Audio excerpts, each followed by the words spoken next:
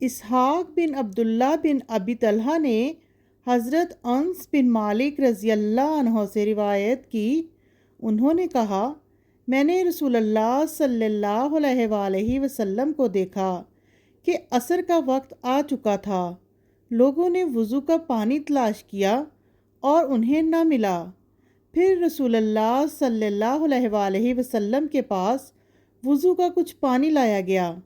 رسول اللہ صلی اللہ علیہ وآلہ وسلم نے اس برتن میں اپنا دست مبارک رکھ دیا اور لوگوں کو اس پانی میں وضو کرنے کا حکم دیا۔ کہا تو میں نے دیکھا کہ پانی آپ صلی اللہ علیہ وآلہ وسلم کی انگلیوں کے نیچے سے پھوٹ رہا تھا اور لوگوں نے اپنے آخری آدمی تک اس سے وضو کر لیا۔ حضرت جابر رضی اللہ عنہ سے روایت ہے کہ ایک شخص نبی کریم صلی اللہ علیہ وآلہ وسلم کی خدمت میں کھانا حاصل کرنے کے لیے آیا۔ آپ صلی اللہ علیہ وآلہ وسلم نے اسے آدھا وسق یعنی تقریباً 120 کلو جو دیے، تو وہ آدمی، اس کی بیوی اور ان دونوں کے مہمان مسلسل اس میں سے کھاتے رہے، یہاں تک کہ ایک دن اس نے ان کو ماپ لیا۔ پھر وہ نبی کریم صلی اللہ علیہ وآلہ وسلم کے پاس آیا اور ماجرا بتایا، تو آپ صلی اللہ علیہ وآلہ وسلم نے فرمایا، اگر تم اس کو نہ ماپتے تو مسلسل اس میں سے کھاتے رہتے اور یہ سلسلہ تمہارے لیے قائم رہتا۔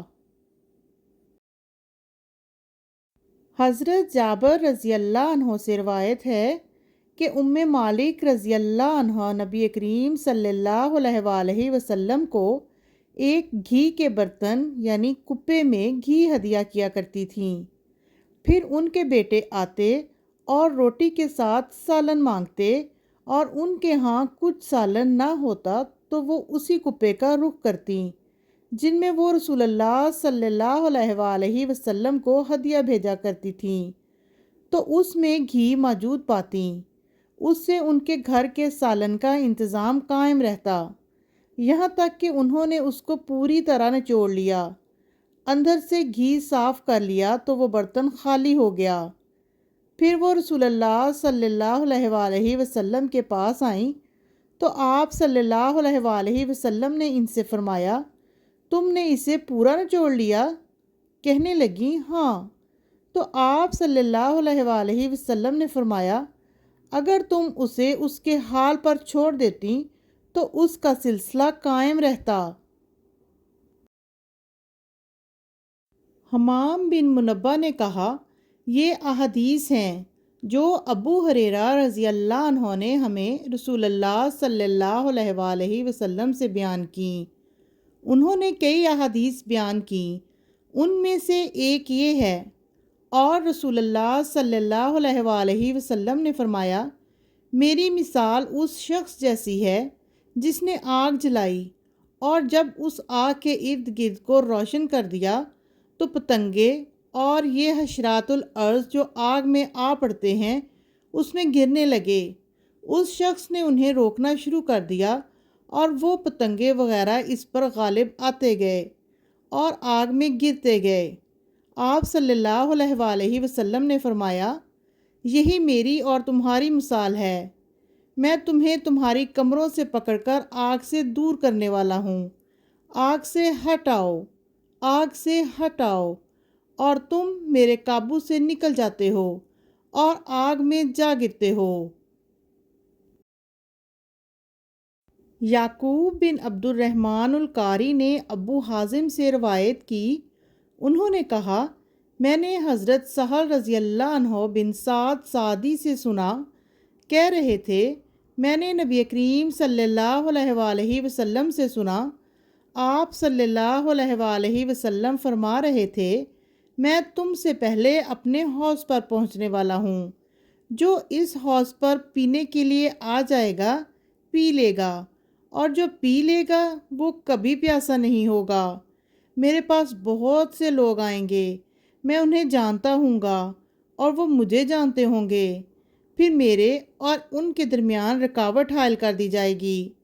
ابو حازم نے کہا، میں یہ حدیث سننے والوں کو سنا رہا تھا کہ نعمان بن ابی عیاش نے بھی یہ حدیث سنی تو کہنے لگے، آپ نے سہل رضی اللہ عنہ کو اسی طرح کہتے ہوئے سنا ہے؟ میں نے کہا، جی ہاں۔